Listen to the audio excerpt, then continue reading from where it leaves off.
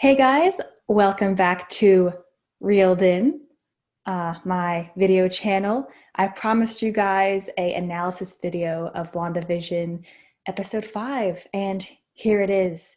Joining me today via distance calling is my friend Connor. Hello. Knock, Oh, knock. quick shout out. Congratulations on your growing channel, by the way. Thank you. Your view counts and your subscribers and your comments and likes and all that. So really proud of you for kind of blowing up a little bit. Thanks.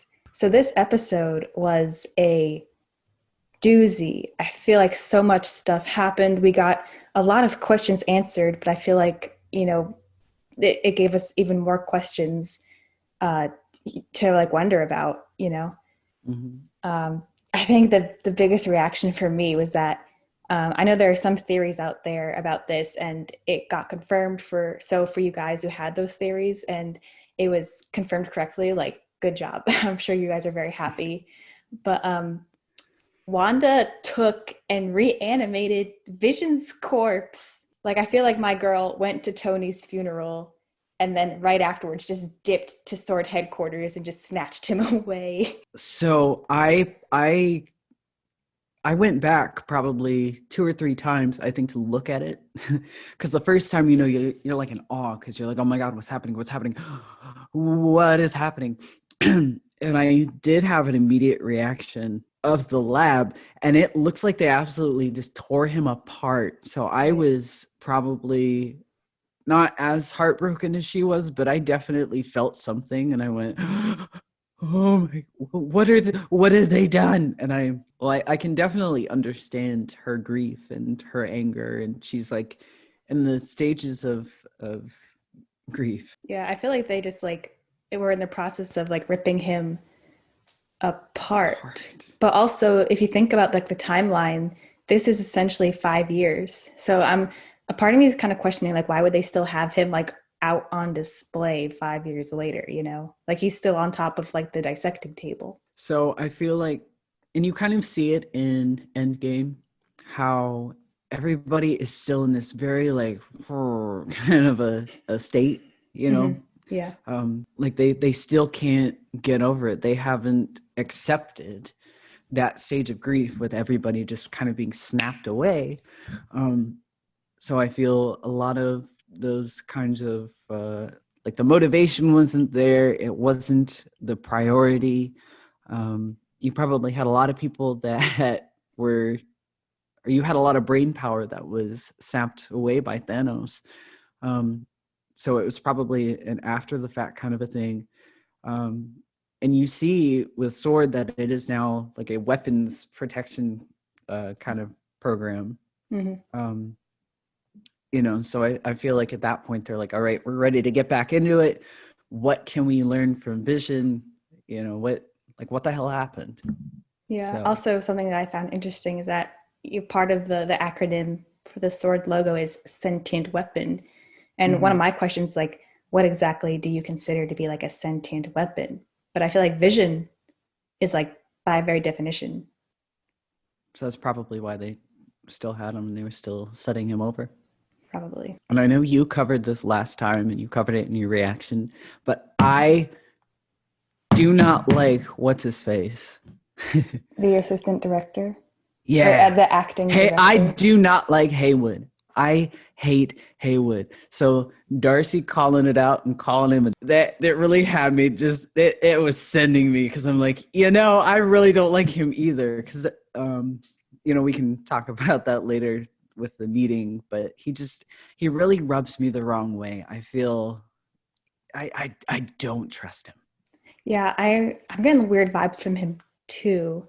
Like, why would you like? I find it hard to believe that Monica's mom, as her dying wish, would want her child to like stay on Earth, and not continue whatever missions she was completing. So in Right. my reaction video, during the commercial, I didn't exactly know off the top of my head what Lagos was, even though I rewatched the episode and they like literally mentioned it like earlier in the episode. I guess I just didn't catch it. But Lagos is the city that Wanda accidentally blew up in Captain America's Civil War. Yeah, when you were like, Lagos, I don't know what that's referring to. I'm like, it's a city.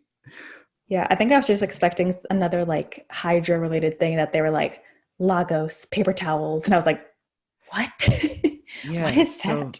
so in regards to the commercials so far, I think that kind of goes to show this weird like disassociate. It's like spontaneous association that she has.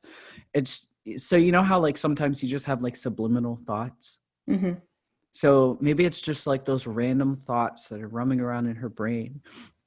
And then we know now that all of this is created by her. So maybe these are just like random thoughts. The commercials are random thoughts that have absolutely nothing to do with important events happening. So Well, maybe that's I where think that I came said from.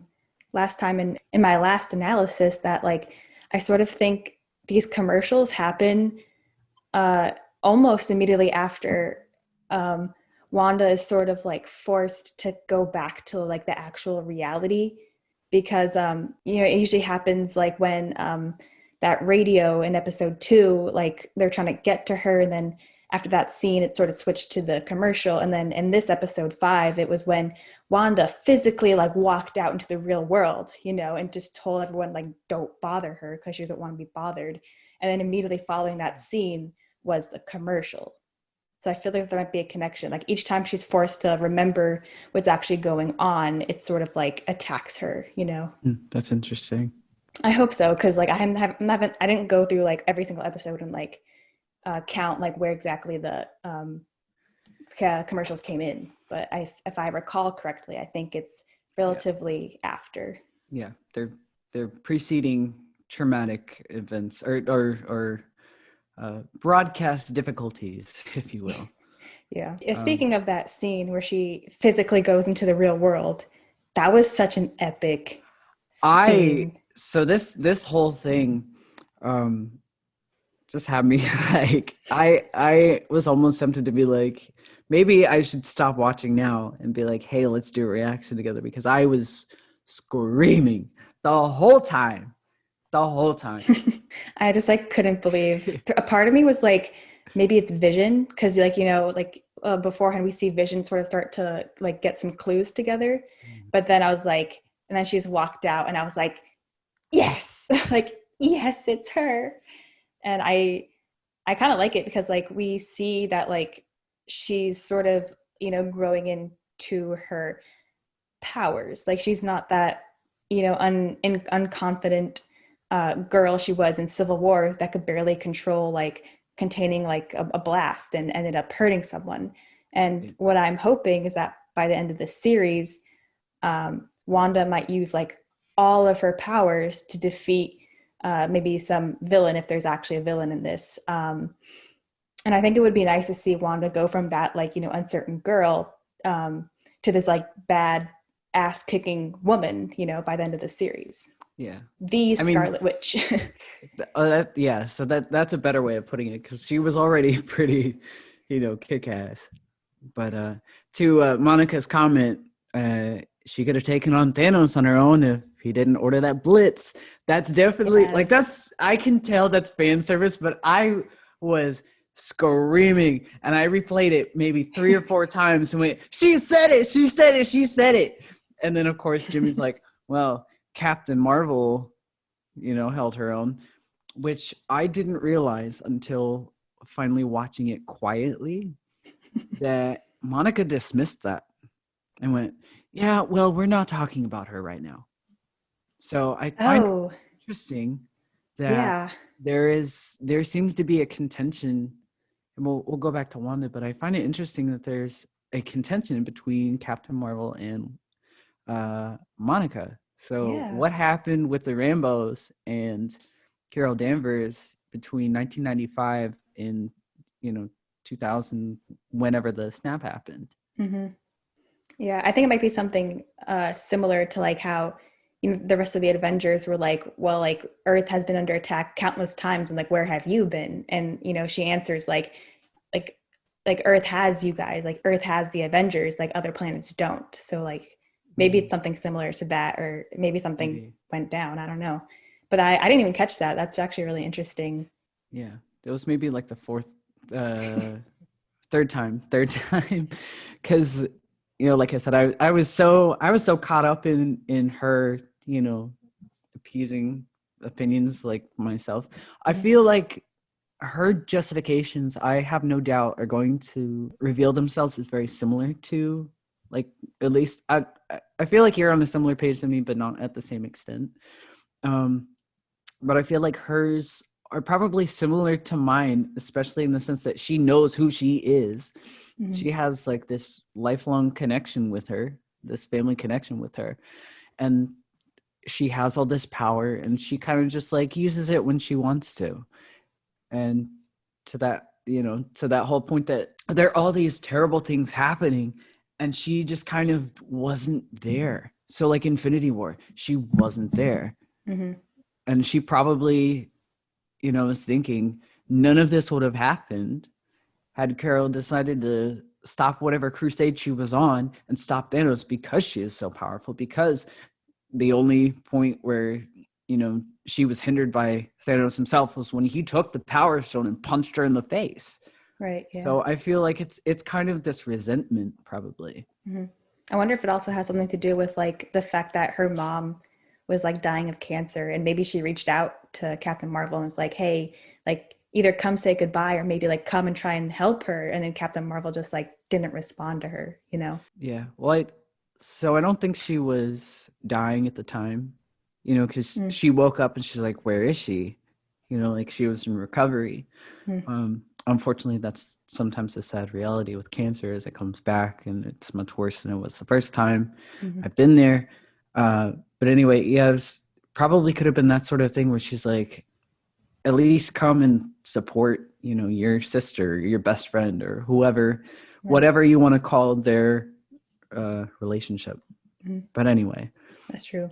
Speaking of um, Monica, I think like through her, we kind of see um, Wanda's like new and improved abilities, because they're like we're at the point where they're like inspecting the clothes that Monica wore when she was in Wanda's reality, yeah, and we see that like basically her clothes transformed from the Kevlar vest she went into and morphed into clothing that is like, it's real. It's not part of yeah, Wanda's like imaginary universe. It's something that you can yeah, feel and touch, which I think is a new power that yeah. we haven't seen from Wanda.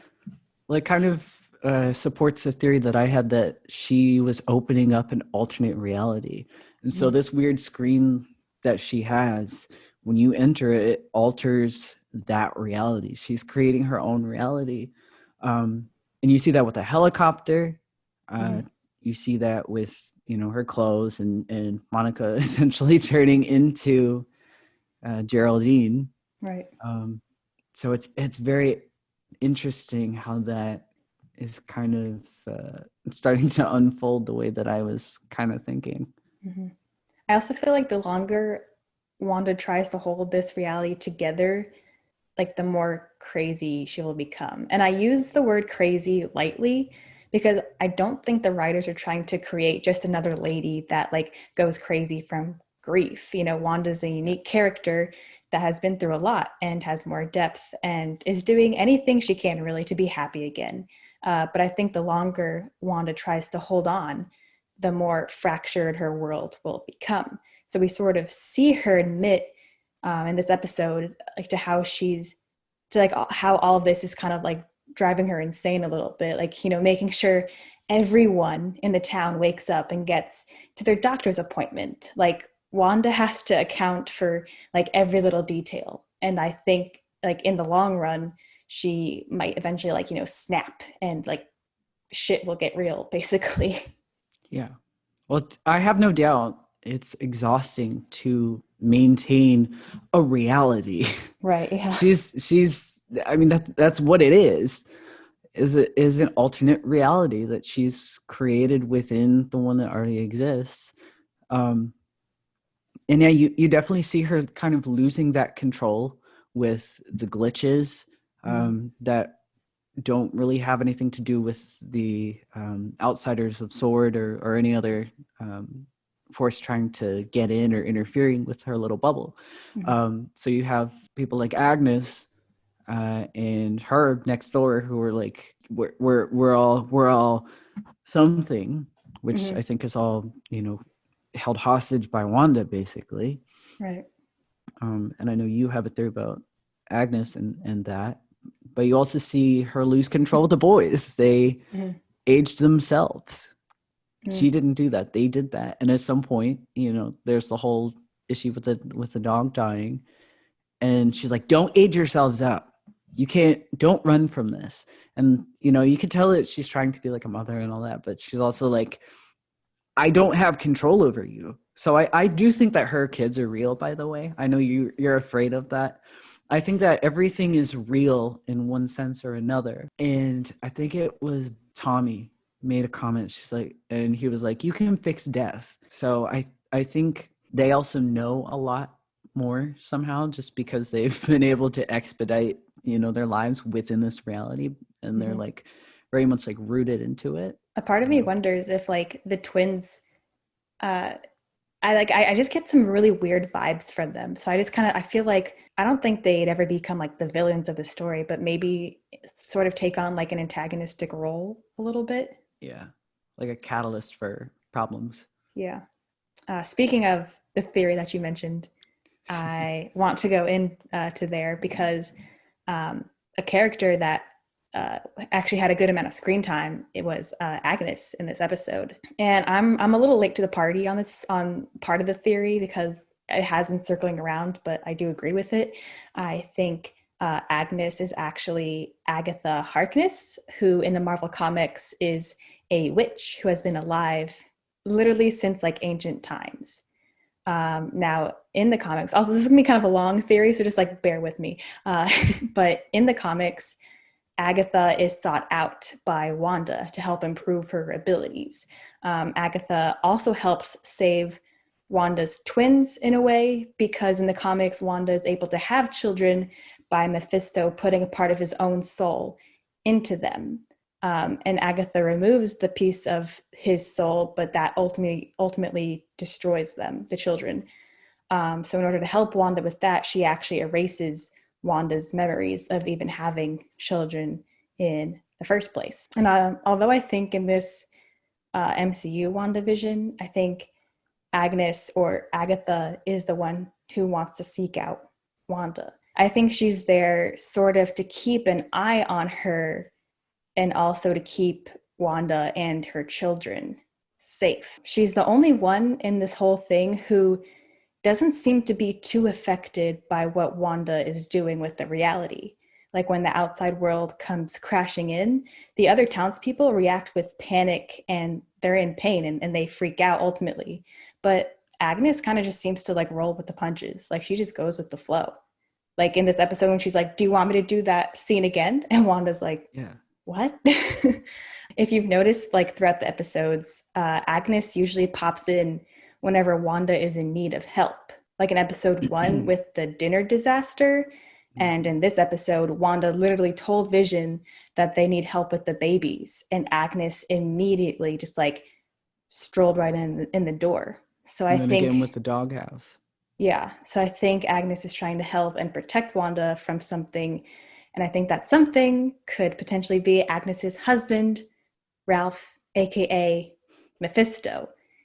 We know Agatha Harkness has dealings with him in the past, and somehow I think she's connected with him now. So we know that the longer Mephisto stays out of his like dimension, the weaker he gets. So he may be using Agatha's powers to sustain him in this dimension, and he may want Wanda's powers to do the same thing, because we all know Wanda's the strongest Avenger. We also know that Mephisto can shapeshift into literally anything. And in this episode, I think Mephisto was actually the dog, Sparky. The dog literally came out of nowhere. And at the end, when Sparky like ran away, we see Agnes holding a bundle of blankets, but we never actually see the dog, which I found a little weird because Marvel has never been afraid to show on-screen deaths. So I think Mephisto was actually in the form of the dog, and Agnes slash Agatha, having realized it, sort of eliminated Sparky like from being within uh, the WandaVision household, or at least the Mephisto portion of the dog. And another scene that I think alludes towards Mephisto's involvement is at the end of this episode, Wanda and Vision are fighting, and Wanda admits she doesn't know how this all started. And I think Wanda made a wish, either verbally or even in her head, and Mephisto heard it and gave her what she desired most. And even though Mephisto has to have the person's free will while doing this, I think Wanda would be all too eager to agree. And the reason why Wanda is the one controlling the town's people is because they themselves would not give up their free will to Mephisto. And what better place to put Wanda and Vision than in Westview? Like, they literally have the same initials. And I think the arrival of X-Men's Quicksilver may also play a role in this. Mephisto grants wishes, but ends up distorting them. So, like, what do we all know Wanda wants the most? She wants her family back and to have a peaceful life with them. So I think this is Mephisto giving Wanda her brother, because that's like sort of like the last like puzzle piece in her family, but not like the exact brother she had. This could also start to go into like the multiverse that we've seen a little bit in Spider-Man Far From Home, as well as Into the Spider-Verse. Mephisto himself is from an alternate dimension, so he could have easily plucked Quicksilver from the X-Men universe and plopped him into Wanda's. That is my theory. That makes sense. There's two ways that I think it could be. So it could be that there's there's still another villain that we haven't met yet, or that's not obvious to us yet. Either that, or it's her losing control and opening up all this stuff. Because as we know with Doctor Strange 2, Multiverse of Madness, right? Or we've been told that that's going to be undoing everything that she's done. So I feel, again, with losing control, she's opening up holes, and she's, not realizing, how fast she's moving. But in the meantime, she's running through red lights, and she's running over cones and scraping herself up against the Jersey wall. But she's been driving for hours and hours and hours, and she's exhausted. You can kind of see that in her spirit, at least when she comes out of her little reality. I mean, she's pretty mad, she's pretty upset, but it definitely looks like she's tired, and she's just like, leave me alone. Yeah, she's like, I have enough problems without you guys joining in. Also, another thing I found interesting is that this episode had a lot of like tiger hints in it. There was a toy tiger on the table for like the whole episode, and I was like, why is he on there? So I looked up characteristics of tigers, and apparently they're very protective of their cubs, like one of the most protective out of the cat family kingdom. Also, for those of you who thought that I was lying when I said I had the exact tiger, it's literally the exact one. Like, I have him. Meow, bitches. Like, I have him. It's gonna go up here. Right next to Grogu. Right next to Grogu. People are like, she doesn't have that tiger. It's like, yes, I do. He's right there. It's like the giraffe from the episode in the 70s. My giraffe. Oh, yeah. My mom, when she was younger, there was like a really tall giraffe in the baby's crib room. My mom had that exact one. Her name was Daisy. But another interesting thing that I think this episode sets up is maybe a possible Wanda versus Vision. Because, when they find out that Wanda actually reanimated Vision's body, in the brief meeting, they say that was a direct, like, violation of the Sokovia Accords, yeah. And also even for Vision's will, like, the one he, I guess, had.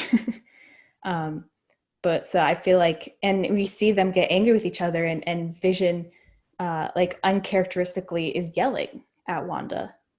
Yeah.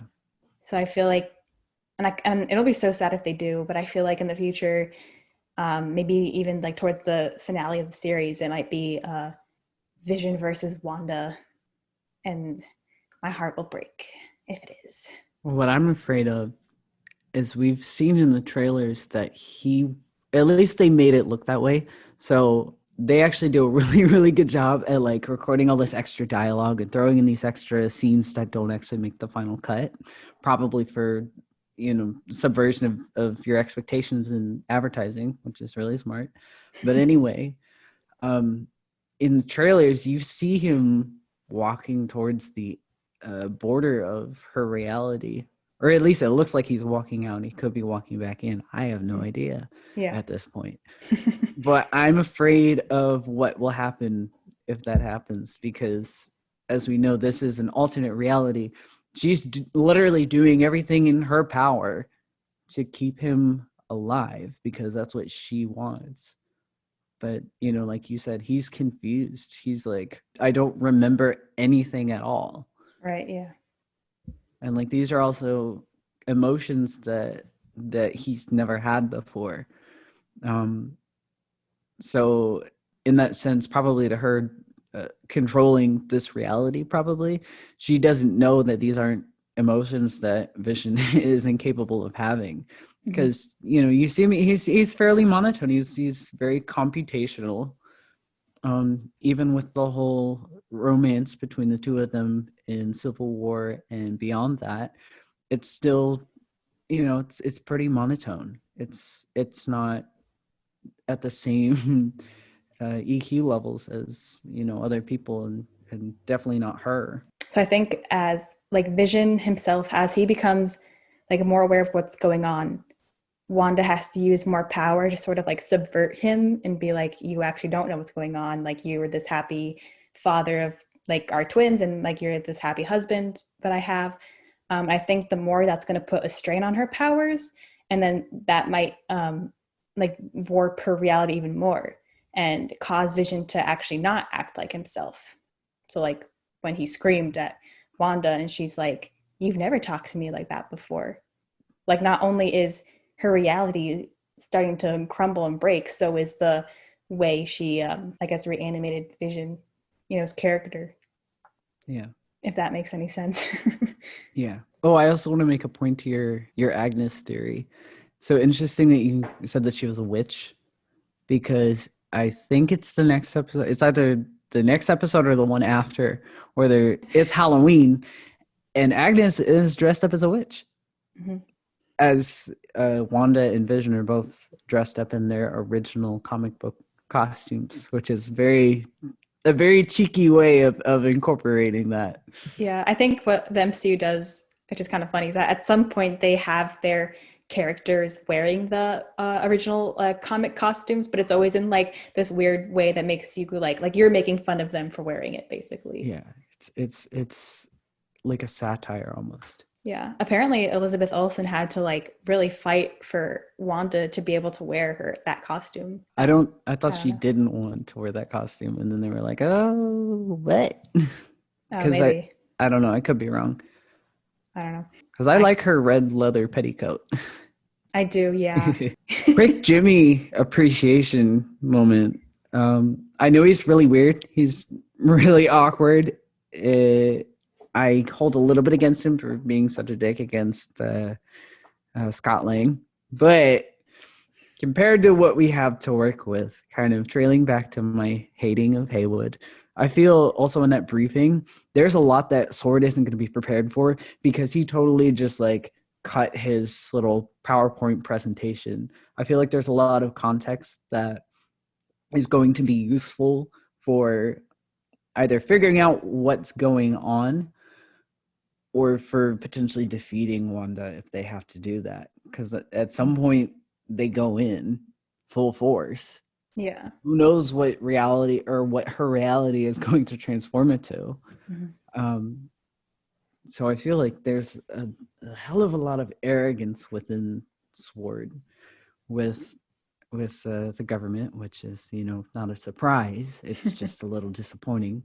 They literally didn't change the building either. It's still Shield building. They didn't remodel, they didn't restructure. So I feel like unless they had like a shaman go in there and like bless all the bad omen out of it, I feel like there's still a lot of toxic energy. I feel like there's a lot that they're not ready for because they're not paying attention. Same with Darcy. Darcy probably had a lot of information, and I was reacting similarly to you in the episode We Interrupt This Program when she's asking all these questions, and he's like, "That's highly classified," or "I'm not going to tell you." And it's like, then what is she here for? You need to give her context so she can do her job. Otherwise, what's the point of having her here?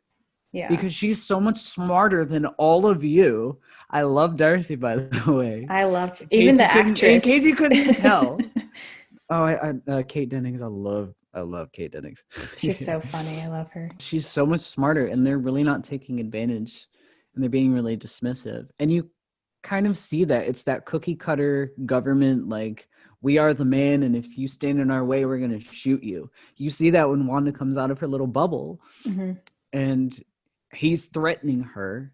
You know, she's the villain of the situation, but in terms of story, as of right now, she's technically the protagonist, and Sword is the antagonist. She's just the villain of the overall situation because we as the audience are somewhat omnipotent. We know a lot, you know, of information, and we're led to perceive certain things. Well, during the briefing, like Monica, Jimmy, and Darcy, that trio, I love. That's such a good trio.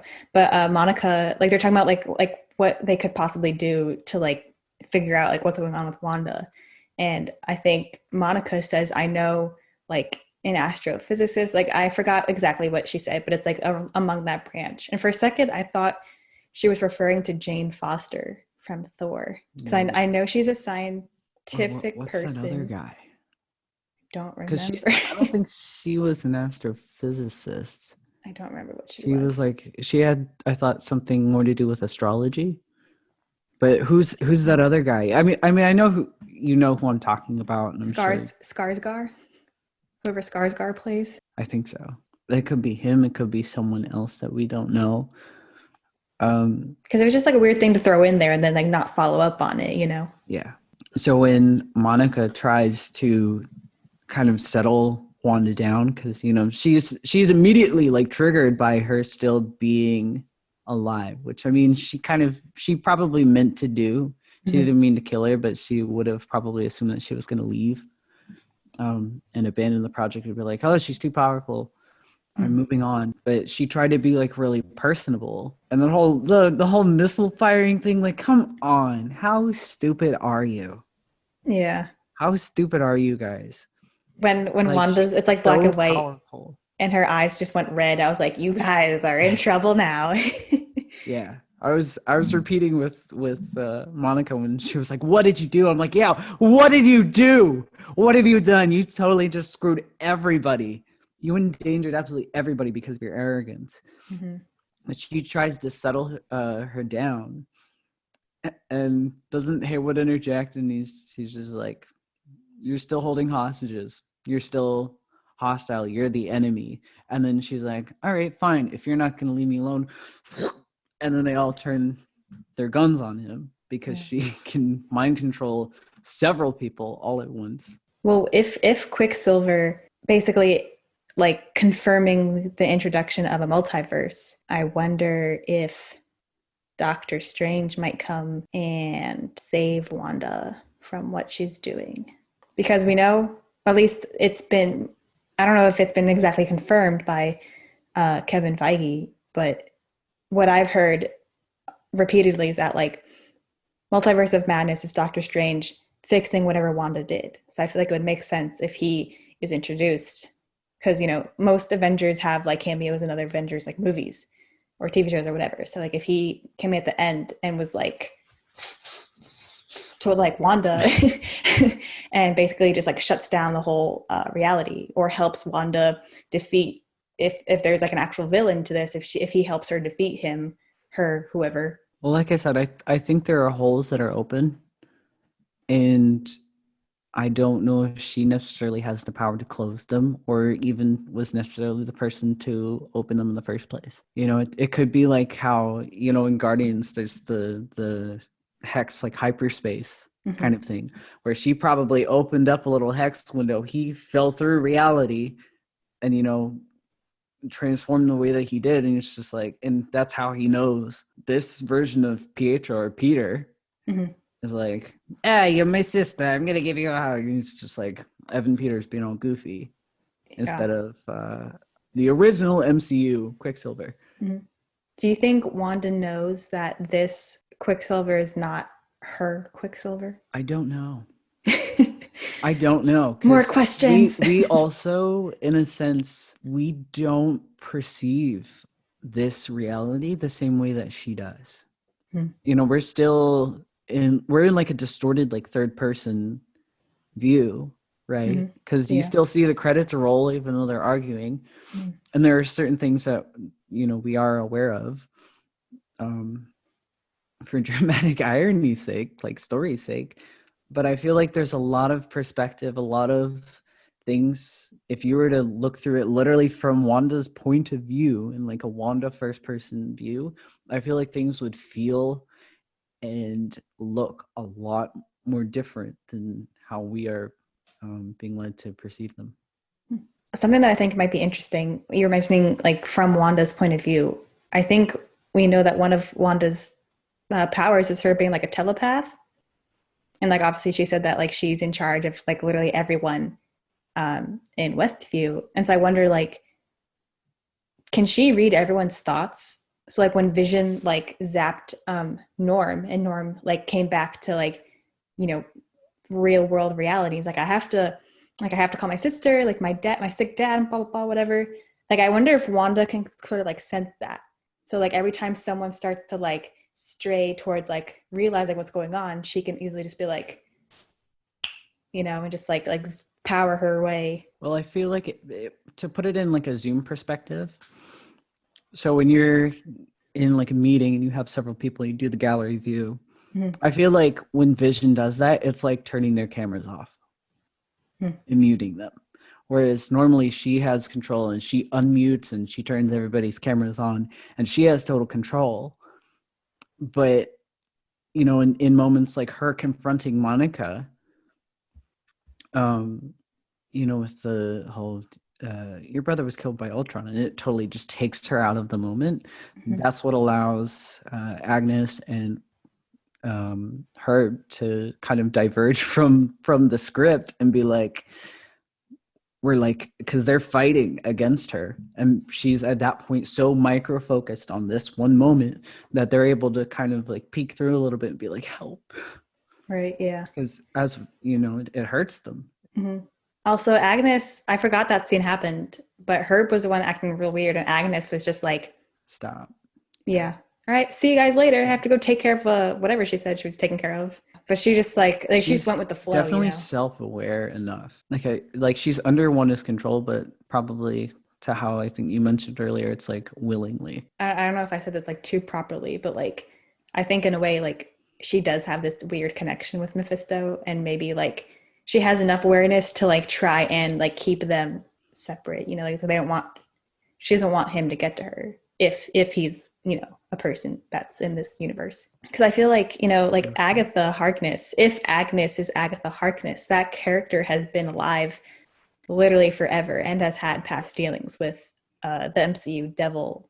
So I feel like he might even have her like captive or something, and she might need Wanda's help to get free or something. I don't know. We shall see. We'll see. I'm really excited. I know it started off a little bit slow, like the first 3 episodes, but like it is getting into it now. Yeah. Would you go back to my question I once asked you a while ago? Yeah. Would you now watch the whole thing, like rewatch the first 2 episodes?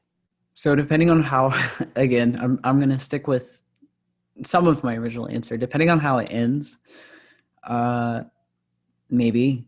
There are definitely, at the very least, I'll pick up at a certain point. But I mean, they're not insufferable. They're just kind of a little boring. But that's also because there's a whole lot of context that hasn't been introduced. Well, I have gone through all of my points. Did you want to say anything more? Thanks for having me. Of course. Thanks for attending. It's nice to bounce ideas off of you. I forgot to say this last analysis video. I'm going to say it now. Episodes 4 and 5 of WandaVision have been reeled in. That's like my thing, and I forgot to say it. So I'm saying it now. So thank you guys for watching and for subscribing. It really means the world to me. Leave a like, a comment, and subscribe if you liked this video. If you want to see more WandaVision reaction and analysis videos, Falcon and the Winter Soldier is coming out soon, so I might react to those. So thank you guys so much, and please join me next week for a new video. Up to episode 5 of WandaVision has been reeled in, and I will see you guys next time.